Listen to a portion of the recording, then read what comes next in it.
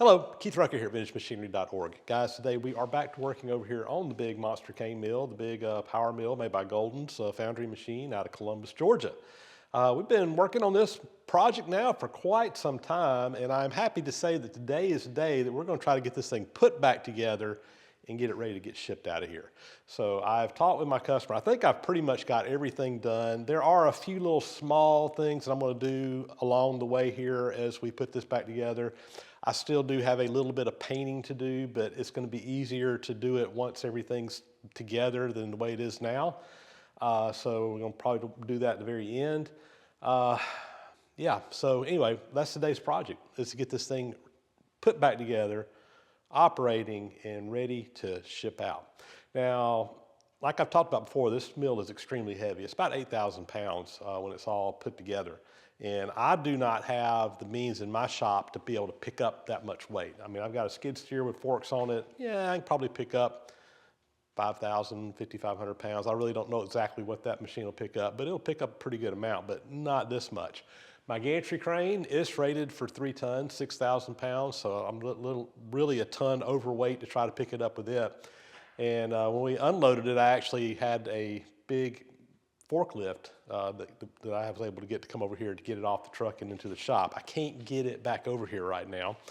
So I've talked with my customer, and the game plan is he's going to actually come down to pick this up with a friend of his who has a rollback wrecker, and we're going to just roll it up on there. So, which honestly is probably a really good way to try to load this thing out. And hopefully when he comes to do that, it's going to probably be another week or so before he can get here. We'll try to get some video of us loading that thing out. But today, like I said, we're going to try to get it put back together. Now, to help with the loading, right now, well, I want to turn it 90 degrees so that we're basically pulling it up where the skids are, parallel to the truck. So first things first is we're going to come in here, we're going to pick this thing up. Go ahead and get this plastic out from underneath it. I put this a sheet of plastic under here when I was painting just to make sure we didn't get a mess on the floor, and I'm glad I did because I made a mess, which I'm good at. But anyway, we're going to get this thing picked up. I can handle the casting like it is right now with my pallet jack, but once it gets completely put together, it's really even too much for the pallet jack. So anyway, let's get in here and start getting this thing put together.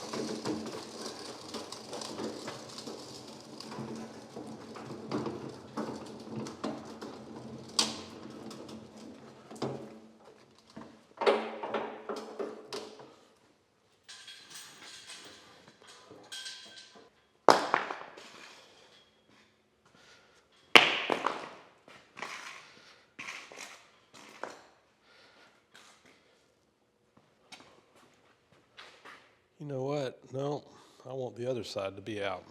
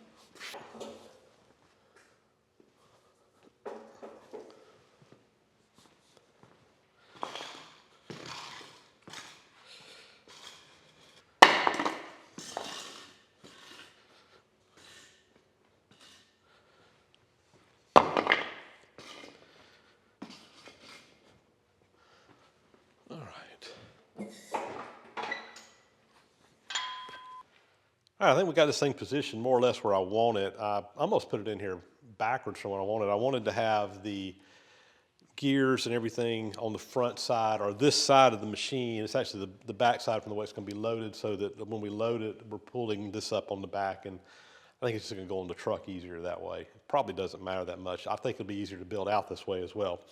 So now that I've got it where I wanted, we're going to start the building process and basically just kind of build it up and out in the order that we need to do it. Start by putting the scraper back in here, then we'll put the bottom rollers in, put the top roller on, and then build out the gears. So let's get at it.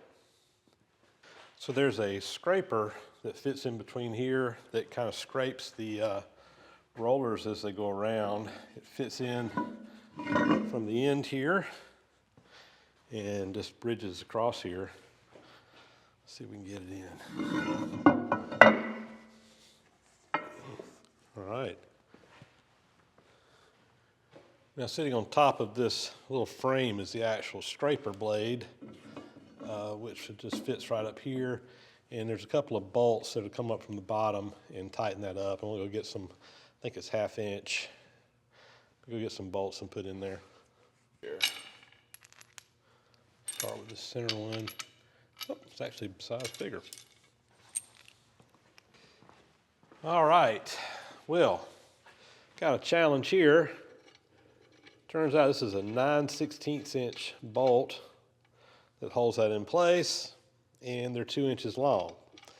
And I got some 1.5" 9/16, but I don't have any 2 inch. I'm gonna have to run to town. I don't even know if I can find any of these. That's not gonna be, by the time I put a washer in there, that's not gonna be long enough. Let me go see if I can find some 2 inch 9/16 bolts. If not, I may have to order some.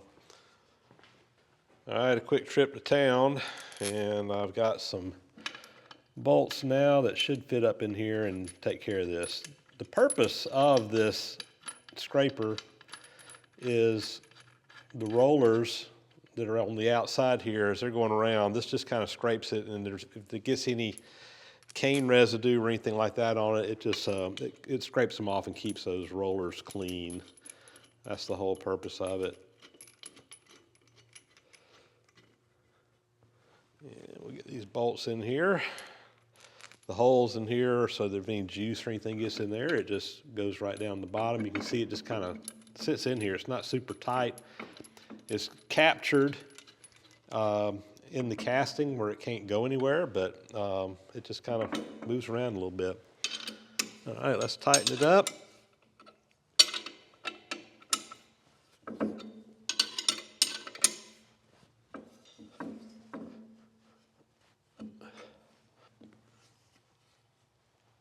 All right, that is in place.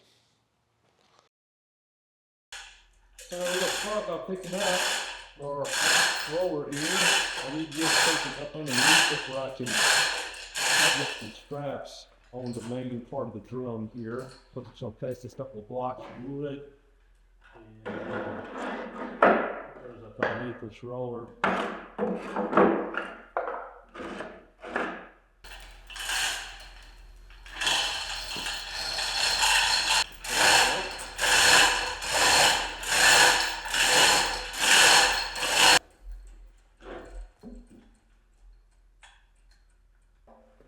I'm gonna get it back out, I think.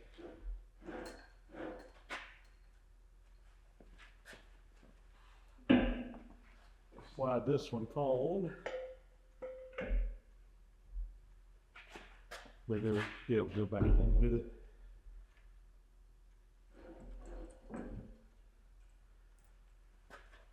Gonna get this bearing block.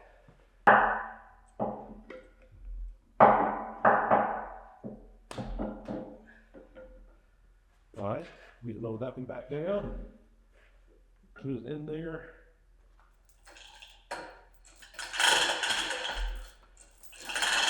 All right. Look. Take this up just a touch. Whoops, the wrong way. Here we go.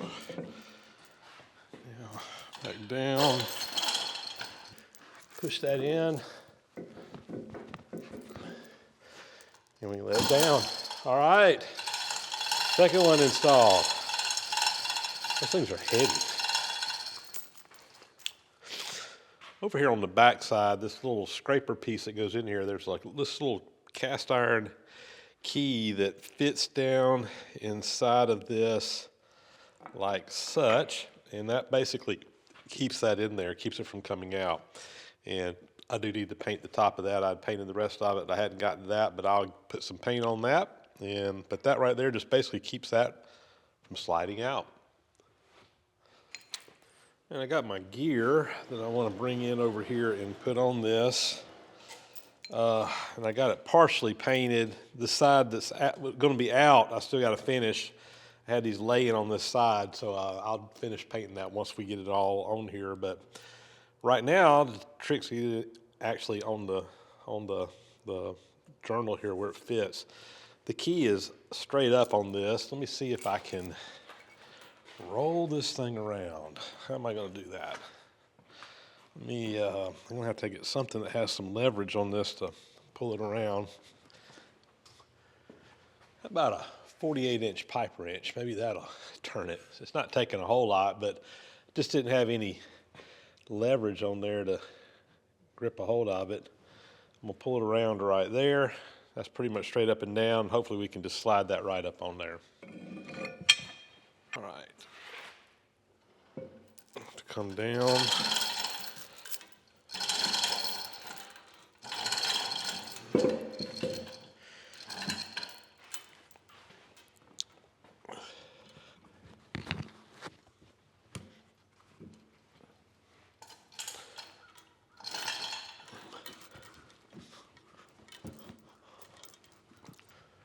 I think what I'm going to do is take it back off here. I'm going to take that key out on the inside.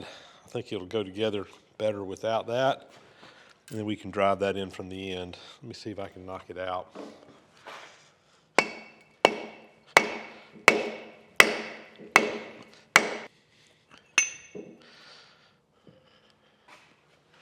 All right, let's try that again now.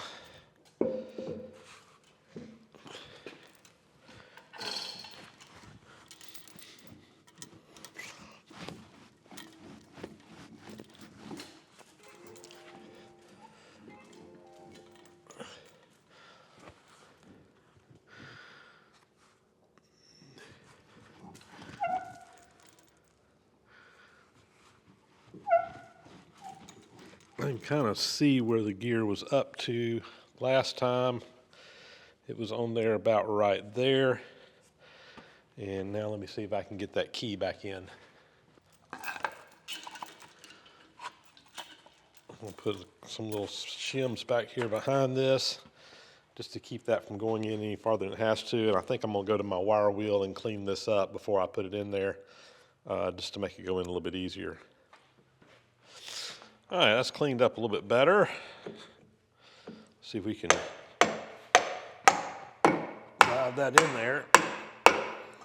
Yeah, that's tight, but I think it's going to hold it in place just like it needs, so I think that's good. Take our strap off. Have to get my shims out. There we go.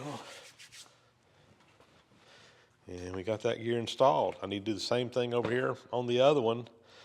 Same process as before. I'll just go ahead and do it. Got the top roller here ready to go back on, and what we're going to do is go ahead before I do and get the gear that goes on this side back on here as well. So I've got it strapped up, ready to lift up here, and hopefully it'll go on nice and easy like the rest of them have so far.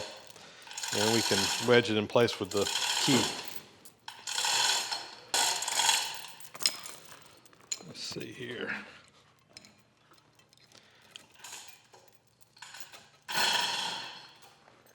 Oh yeah.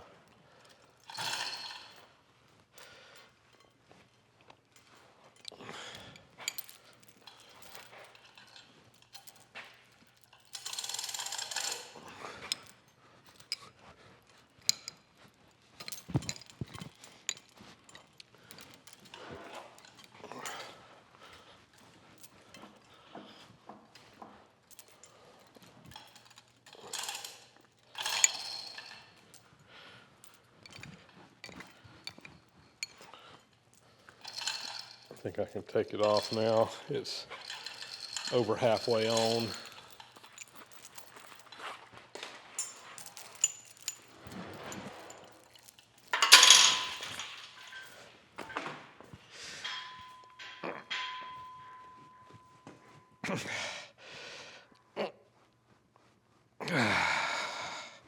Yeah, I'm just kind of inching it on there.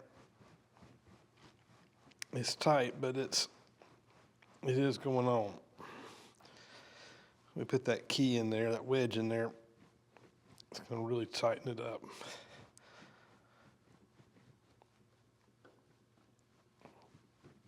I think that's where it needs to be, is right there. Whew. All right, let me find the key. Where'd I put that thing? All right, I got this ready to kind of put the key in. I've got a spacer over here, 6 inches long, and I'm just putting this behind this so that I don't push this in any farther than I need to right now. I'm going to start the key in. I'm not going to drive it all the way home yet because I want to get it over on the machine. I may need to adjust this gear to make it mesh up with the other ones just right. So I'm going to wait until we get it over there before we drive this key home. But we at least got it. I think that's where it was based on what I can see off the markings on it, about where it was before. So we're going to go ahead and just take it on over there like this right now.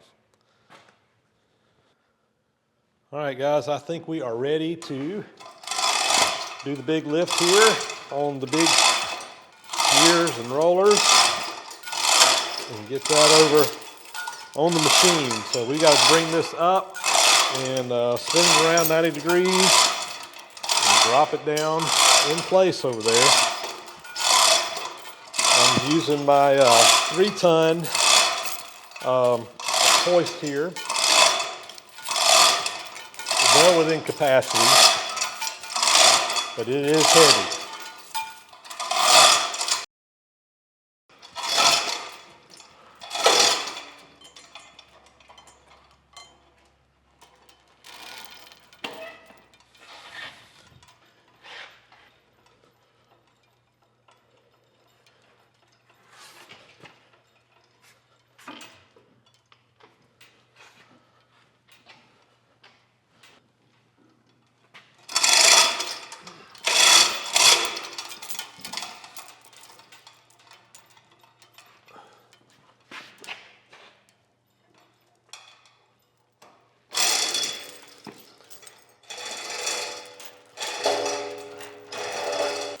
All right, we should be able to just drop it down in here now.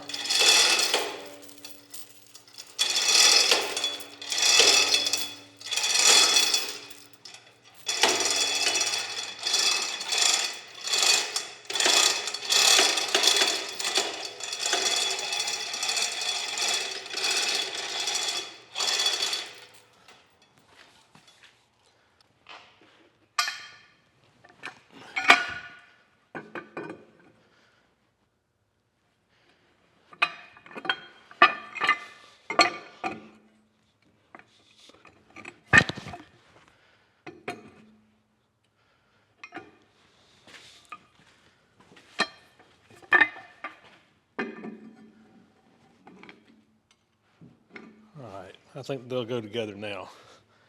Just had to tweak those bottom gears so that they'll drop down right in between them. And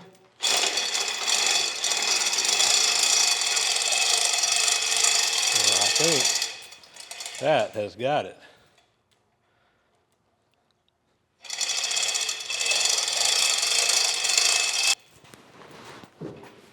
Yeah, oh yeah. Oh yeah, I like it. All right. So before I put these bearing caps on, I do need to put some oil grooves in here. I usually just do kind of like an X, and that just lets that oil kind of come out of this hole and distribute itself kind of evenly across that bearing. And to do this, I'm just using a die grinder with a burr on it to just cut out a little groove.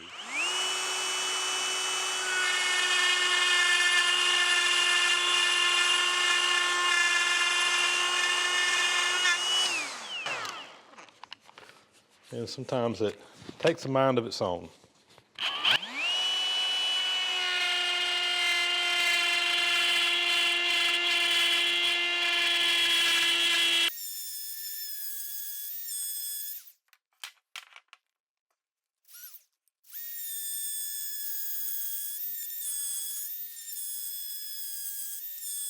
All right, that's got that one done. And I'll just take a little bearing scraper here. I'm just gonna scrape right there around there and just basically cut off any burrs that I might have raised up while I was doing that. And these are ready to go back home. I'm gonna start by just putting a little oil in there. These bearing caps are heavy, heavy, heavy. All right.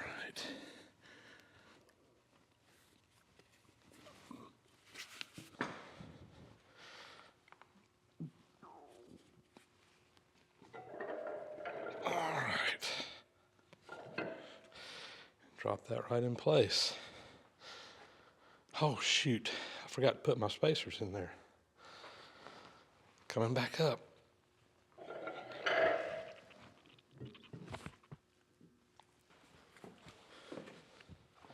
All right, getting ready to put our caps back on. First thing I'm gonna do is put my shims back in here that we cut out.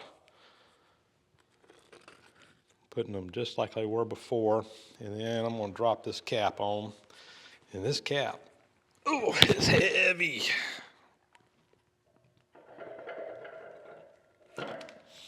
There we go.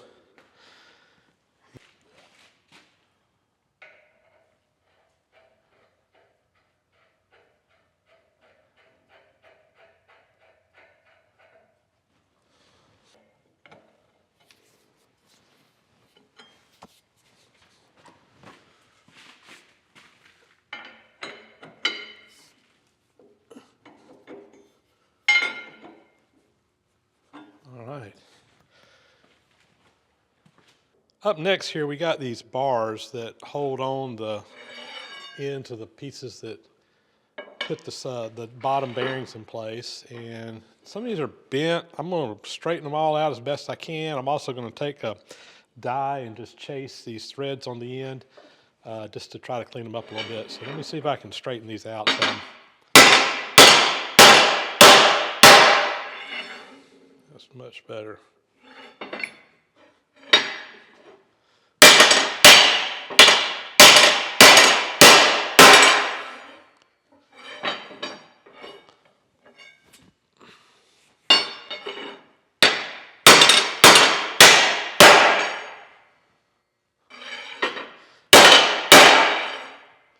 All right, that's a lot better. Now let's chase those threads real quick. So next thing I need to do here is get these threads chased. I've got a die stock here. This is out of a Greenfield tap and die set. This is 7/8 inch coarse thread, which is, what is that, 9 threads per inch. And I'm just chasing these threads, just cleaning them up. I know when we took these apart, I had a really difficult time getting these apart where they just weren't in good shape. So we're trying to get them squared back out again where we can put it together easily. There's 8 of these bars. They're threaded on both sides. So it's gonna take me a little bit to chase all these out, but it's gonna make life a lot easier putting this thing back together, I'm sure. All right, give me a chance to finish this up and we'll go put these parts back on. So the tie rods here that we just chased the threads on fit through the casting and they go all the way through from one side to the other, and you basically got these studs that are sticking out on each end. That one wants to give me a little bit of trouble. All right, there we go. And now we've got the binders that go on here that have the set screw in it that we made in the previous video. To adjust these, I'm going to go ahead and get those and start putting them on. So these are the little binders. Again, we've got the recess here for the screws that we made that will fit up in there. That'll capture on the inside. I've got my adjustment screws that we also made these will have a jam nut that goes up on them first.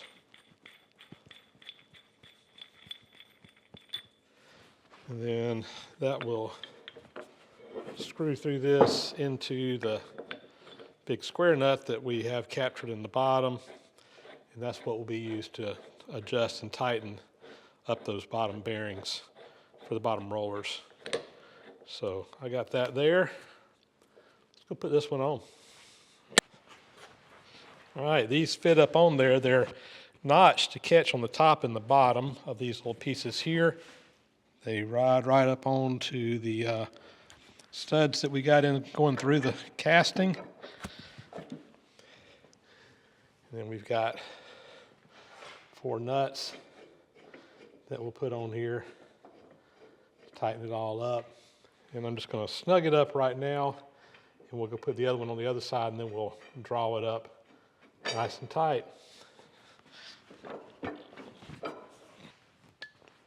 We're on the other side. Same thing here. Get these up on there. Get our nuts in place, and we can tighten it all up.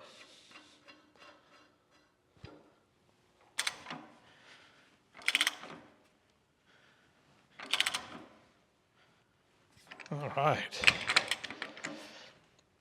We got these pretty well tightened up. Really need a deep well socket to do this with, but this is on my 3/4 inch ratchet set, and I don't have deep well sockets for it. So we'll make do with what we got. Go to the other side and tighten them up too, just to make sure we got them good and tight.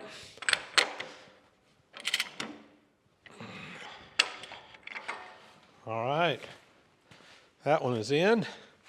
And now we can adjust this one to push this roller in and out to get it set. And I'm gonna wait to get the other ones put on, and we'll do that. Well, I got all these binders tightened up except for one rod where the end decided to break off while I was tightening it up. So I'm gonna have to find me some more 7/8 inch rod and make another one. I don't know, might be a little bit challenging. I'll have to see what I can find. I may have a piece back there in the back, I don't know. If not, I'll have to go get one. But no big deal, we'll get it done.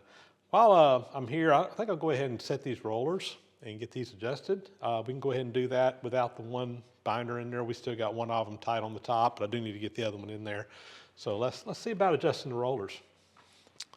So what we're adjusting is basically the gap between these rollers, and what that gap needs to be is going to depend a lot on the material that you're running, whether you're running cane or sorghum or what have you.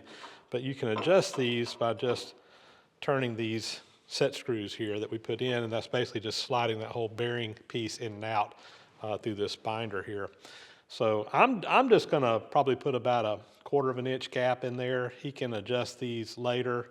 They're actually not too bad. The idea here is that you want the gap on the other side to be a little bit bigger, and then this one to be a little bit tighter, so you're basically pressing it twice and squeezing out as much of the juice as you can. So let me go ahead, and I'm just gonna kind of eyeball this and get it where I think it needs to be. Somewhere close anyway.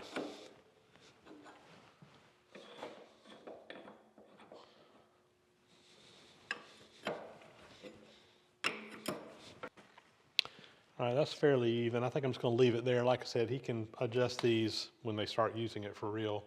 I'm going to go ahead and get the other side adjusted up as well, and we can move on. All right, we got our first production gear that we're going to put in here. This is the one that will go to the big gear in the back. Be on the side opposite of me right now. So let's get it lifted up and in there. I did want to just follow up on this gear here.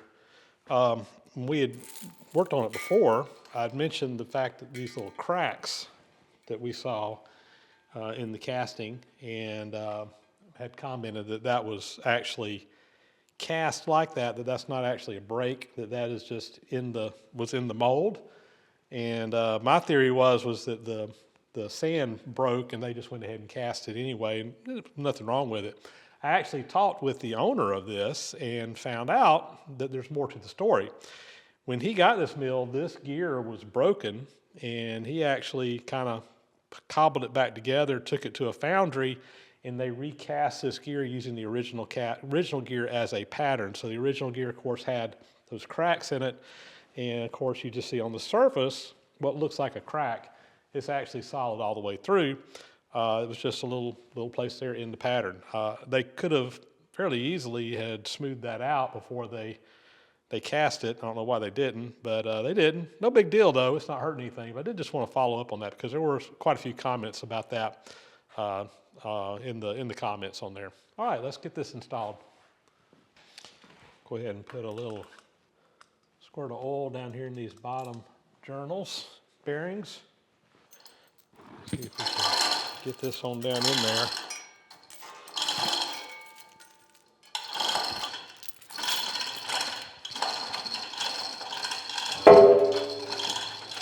All right, I think we're found its seat there. All right. Put our shims in here.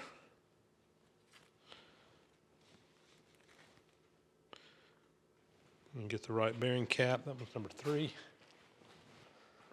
A little oil on top of that journal there.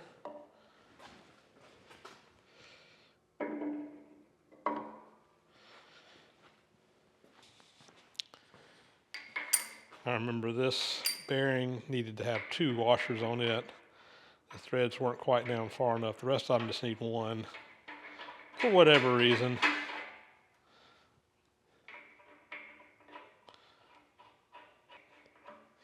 We'll do the same thing on the inside. All right, this is the last piece to go on here. Go ahead and start picking it up and getting it ready to put in place.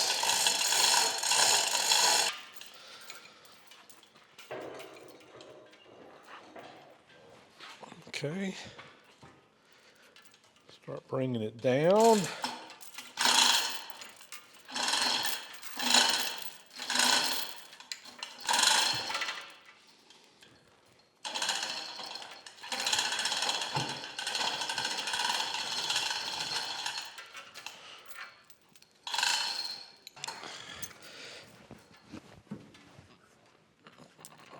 There we go. Had to get those gears to mesh just right. I think we got it now though. All right. Let me get my bearing caps put on before I take the weight off of this, and I think we'll have it ready. All right, here we go. We're going to try this thing out, see how she spins. So I'm just going to turn this by hand, and we'll see if we can take it all the way around. Oh yeah, that's actually turning. I mean, it's taking a little bit of force, as you would imagine, but it's not taking a whole lot. I'm able to spin that pretty easily. This thing's going to be belted up to a 25 horsepower engine, so I don't know that I'm 1 horsepower.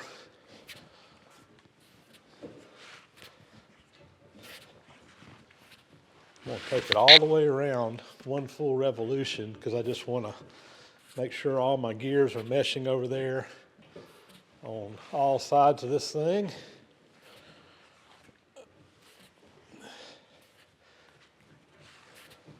This is the direction that it'll be turning. It'll feed in from this side over here. It'll pull the cane through, mash the cane between the top and bottom roller. It'll go across that little scraper in the bottom and then come back out the other side and get pressed the second time on the back roller. All the juice flows down in that pan down below it, and it's collected up, and that's boiled down, evaporate out the water, and you're left with sugar. I've just about made a full revolution here.